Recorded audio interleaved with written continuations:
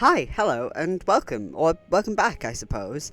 And hello to one person in particular. You know who you are, even if you can't watch this for a while. I'm finally taking on your recommendation. Because, yes, this book has been one that I have been told to read for a good long while now by one friend in particular, and I get around to stuff eventually, even if it's a lot later than any initial recommendation. And frankly, with all the recent news surrounding the trans community, my damn community, now truly did feel like the best time to talk about a little bit of trans joy. So, at long last, today we're talking about Cemetery Boys by Aidan Thomas. Probable spoilers ahead. I mean, like I've said, this is mostly for one person. Anyone else who watches is a bonus. This book follows Yadriel, a young trans man who's part of a large family of brujos. There is a gender neutral there is a gender neutral term used in the book that looks like this, but I fully don't know how I'm supposed to pronounce that. I assume it's meant to be like brujex, but I don't know. So, there's the conversation of Latino as neutral versus Latinx as neutral, which I read as Latinx for the longest time. I'm going to use the O because it is easier for my non-Spanish speaking tongue. If I'm being offensive, my apologies. I know that Thomas, at least in this book, does use the X as a neutral in both the Brujo and Latino thing, but yes, I'm not trying to speak over anybody here. I am making my life a little bit easier, and I know that both are accepted. Anyway, Brujos see spirits, and depending on gender, gain different abilities thanks to Santa Muerte, the Lady of Death. The women become healers, and the men have the ability to basically sever ties from spirits, allowing them to pass from this world onto the next. Yadriel's cousin, Miguel, goes missing, and the whole family feels that he is no longer on this plane. Yadriel has not been granted the Brujo power, with his coming of age ceremony, his quinces, being postponed indefinitely because he came out as trans. They're not hatefully transphobic, but aren't able to see that Santa Muerte would bestow him with the powers that the men in his family are able to gain. He and his friend Maritza perform the quinces ceremony regardless, and now he's seeking to prove himself as a Brujo man. If he can find the tie that binds Miguel to this world and sever it, allowing him to properly pass over, then he'll show his family that he is able to do what he says and prove who he is, what he says he is. At the very least, summoning Miguel's spirit would allow him to do the same. Instead of Miguel, however, he summons the spirit of one Julian Diaz. Bit of a bad boy, rarely at school, with a sea of rumours about him, and he cannot sever this boy's ties. So we follow Yadriel, Maritza, and Julian as they seek the truth of what's happened, and how Julian's belongings ended up on Brujo grounds in the first place. I think my favourite theme of this book is the idea of proving oneself when it comes to transition. Also, I'm really sorry if you can hear my fan in the background, but I have a horrendous migraine at the minute, and I don't know how much that's going to pick up, but quite frankly, I will re-record this if it's that bad, but if it's not, rip, I guess, because it's my fucking migraine, not yours. So, anyway, like I said, my favourite theme of the book is the idea of proving oneself when it comes to transition. It is presented as Yadriel having to prove that he's capable of being a Brujo like his father and his brother and many of the men in his family before him. But it's not far under the surface that this amounts to him showing the world that he is a man. So much of, especially early transition, is the fact that you sort of, well, you've told the world that this is who you are. Now it feels like you have to back it up. I can obviously only speak from my own experience, but it isn't an uncommon experience to have. Like, it's that pressure of passing and being believed, and it hits so much harder in the early days, especially if you have come out in your teens or sort of past the point where people have known the pre-transition you. I'm only using teens here, one, because both I and Yadriel came out as teenagers, only a couple of years apart, and also emotions are just different when you're a teenager. Like, there's this great scene in the book where Julian and Yadriel are having a heart-to-heart, and Yadriel is trying to prove himself, and Julian asks who Yadriel is trying to prove himself to, his family or himself. Because if it's his family, then he needs to reassess his priorities.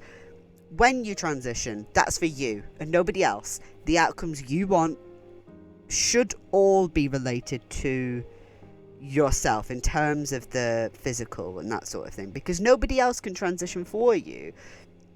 Haircuts, wardrobe changes, hormones, surgery, voice training, all that kind of stuff has to be for yourself, and whatever works as gender affirming care cannot be for anybody else. Passing is great and everything, but people won't love you more because you appeal to their idea of masculinity or femininity. If they do not care for trans people, then nothing you do can appease them. Find your style, find what makes you feel like a man, like a woman, or whatever else you might be, because at the end of the day, if you have friends and family who may have to take time to understand, then, you know, you just finding out yourself who you are, it's going to be much easier to explain to them. And if you have to sever those ties, then there is no point trying to appeal to them. Like, for example, I did axe throwing recently, and I'm going to be honest, I've never felt more like a man. But also, when I'm with my nephew getting to hang out with the little guy, that's also when I feel like a real man. Testosterone and top surgery are great, but there's so much more to being a man for me than that. And that concept is explored so fucking well in this book, in both subtle and more overt ways. The moment that Yadriel is accepted by his family, especially by his father, comes after so much work accepting himself. Like I said, his family are not hateful. They just have work to do in understanding him and who he is now. And that's what I was explaining earlier. They are going to struggle to understand him because he's clearly at this point where, okay, I know I'm a man, but I don't know what that means yet beyond passing. And a lot of Yadriel's early stages here are surface level, which generally speaking when you're younger is pretty common. And for a lot of people, even then, it's pretty common, unless you've like always known you're trans and you come out at a later stage in your life, you've had that time to explore in yourself. When you're 15, you've not had that opportunity yet. So you might know you're trans, but you don't really know what that means beyond that. But once you can figure it out for yourself, it's easy for you to explain that to your family, because them not getting it was hard to read, because I found it rather accurate. I was lucky to have an incredibly accepting family, but some of them still had some work to do to understand what I was going through and what that was going to mean. And that's the experience that Yadriel goes through. There is a frustration to it that is captured really nicely. They say some stuff that's hurtful without meaning it to be, with one comment from Yadriel's father being a real catalyst for the way that Yadriel handles things going forward. And that's potentially the one comment that's the most sort of overtly hurtful, whereas the rest of them are just like a little bit ignorant. That one was just more of like he didn't give time to think about what came out of his mouth. And this is one of those books where, reading it now with those early years behind me, I can see things with a different kind of clarity. Thomas, being a trans man himself, is obviously equipped to handle this, and that really shows. In the moment, all the emotions are so big and everything feels so much more personal, and it's so hard to see past the fact that what they say hurts. And to be clear, you're obviously allowed to feel hurt by this stuff, but as you get older and you grow and they start to get it, and names, pronouns, all that stuff becomes second nature, these early days can be looked upon with different eyes. I look at this young, frustrated Yadriel knowing that things will get better, and Thomas really captures that, like, everything. And like, this isn't just about trans people as well. Like, often when you come out, you feel like you have a point to prove, And that's either to the wider world, to yourself, to the people around you. And at the end of the day, all of it tends to be, it feels like you have a point to prove to yourself. But it comes out against other people. Like, I remember when I first came out, people weren't necessarily always getting my name right. People weren't always getting my pronouns right. And yet that's going to happen.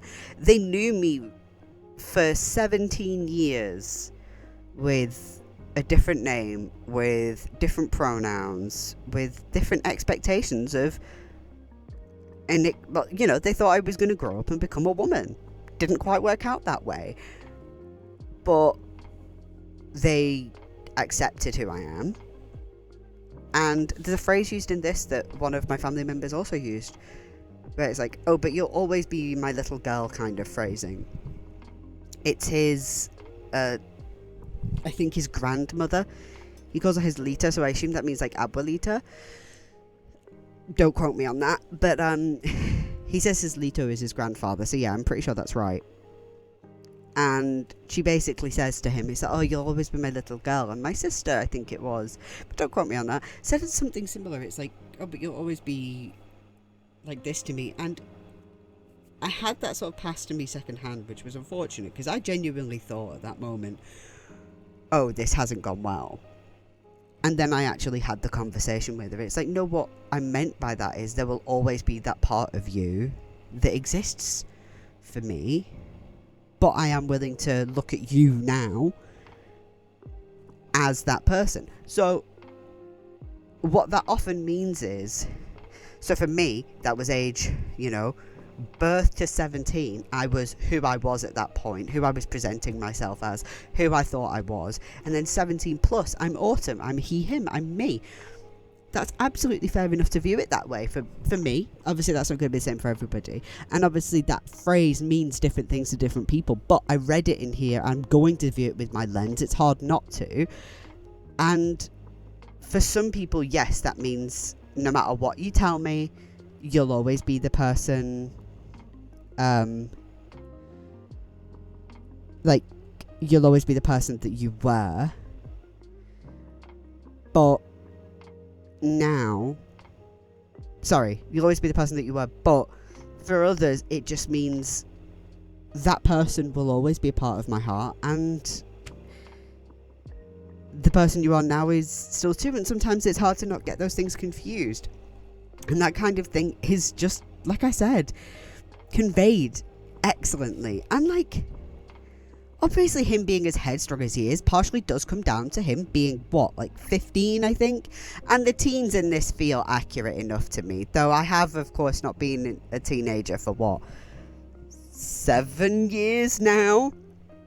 So, you know, at the very least, the writing feels genuine and it doesn't feel like it's being patronising.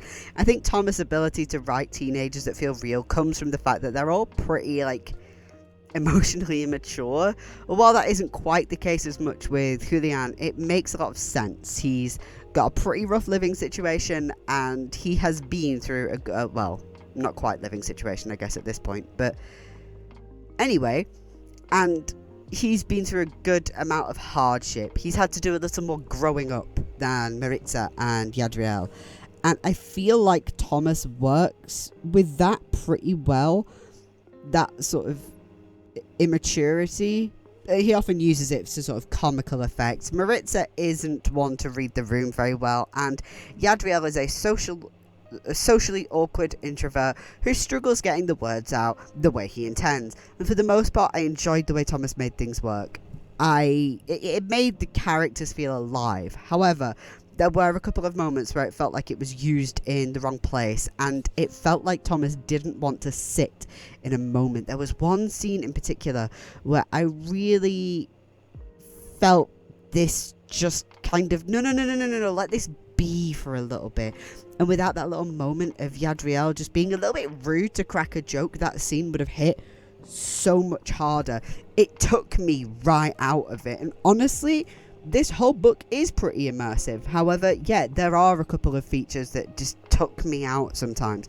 The first one is not too bad, and that's that Thomas can sometimes be a little vague on the visuals in terms of, like, traditional things in terms of clothes and visuals, that kind of thing. Usually the clothes that the Brujos are wearing on and around Dia de los Muertos. And I wish we got a better idea of what was going on there, because the rare descriptions we do get seem so vibrant and glorious. I want more. Like, the decor and food and landscape of everything is generally put together really nicely, but then he'll just say traditional clothing or something like that. And I'm like, I don't know what that looks like. And the expectation of knowledge is the other immersion breaker, because unsurprisingly, there's a good bit of Spanish thrown in throughout, as pretty much everyone featured in the book is a Spanish speaker, and for the most part this is absolutely fine. It's either fairly well-known phrases or something that looks similar enough to the English where you don't really need a translation, but there are words and phrases that do really need a little bit more explaining, because your audience is not solely going to be Spanish speakers. It's going to break containment. There's a moment right towards the end, tension is built so high, and Yadriel's father basically looks at Julian and asks, "Is he your friend?" To which Julian responds, mi querido, which I had to look up. It means my darling. And that moment would have hit so much harder if I didn't have to, like, mi querido, look at my phone, check Google Translate, it means my darling, go back to the book. The tension of that scene is built so well, the emotions are sky high, and Julian is left so raw and open in that moment, and that would have hit so hard with a way to let the reader know what that bloody means without having to remember that I'm reading a book, because I'm having to, like, step out of it to look things up. The only context clues for that, like for what that might mean, is that using that phrase leaves Julian flustered and blushing, but that's not enough for me, if I'm going to be totally honest. But that isn't to say that any of that made me dislike the book, even if they may knock it out of a top 10. And, like, maybe not. Maybe that's not true. But I think it might, because it's just a little bit frustrating. But the last few chapters of this book went crazy hard. And while I have said that there could be spoilers in here, I don't want to delve deeply into what's going on at the end. See if you can figure things out. I managed to put the what is going on, like, together relatively quickly, but the who took me a little while longer. But I will say that the emotional payoff of the end is phenomenal, and the visuals, oh, they go mad hard. There is a description of a beast that just, oh, if you're into traditional tattoos, then that moment is for you, because that was the imagery it conjured up for me. I may have to paint that at some point, but that's something I need to sit and sink some time into, so it's probably not the visuals you're looking at right now. I think I know what the visuals you're going to be looking at are right now. I've not done that yet. I'm audio first, so we'll see. But look, it's not surprising that I did end up enjoying this. It's got some good trans and queer joy, which also explores class, focused around cool spiritual stuff. Yeah, it's right up my alley, even if it skews a little younger than I'd usually opt for if I'm choosing for myself, but I feel like I keep saying that at the minute. God, I need to read something for adults. But this is one of those books where, like with Welcome to St. Hell, I wish that Baby Trans Autumn would have had access to this. If you are, or you know someone who is fresh out of the closet, or in those early years after coming out, early years, maybe early months, I don't know. You know what I'm saying, the early stages of coming out, then I do think this is a great read, on top of just the generally fantastic storytelling. Although, that is more aimed at, like, mid to late teens, maybe early 20s, because while this is a fun book, with regards to the early days of transition, I can only talk from my own experience, and I was 17 when I came out, so, you know. I don't know what's next week. I have an idea, but that's not solid. Yeah, I don't know. I'm open to recommendations, though. Not the stuff that'll be coming next week, because I have a shit ton of books in my bag from the library. But I especially look forward to oh, I can't be picking that up. I can't pick up that kind of... Anyway, I especially obviously want to see things with good trans and queer joy, because, oh my god, Anyway, but to find out what's next, feel free to like, feel free to subscribe, and feel free to ring that notification bell. All the cringe shit I'm supposed to ask you to do in my videos. But most importantly, I hope you have a wonderful day, a wonderful night, a wonderful whenever you are watching this. Take good care of yourself. Right.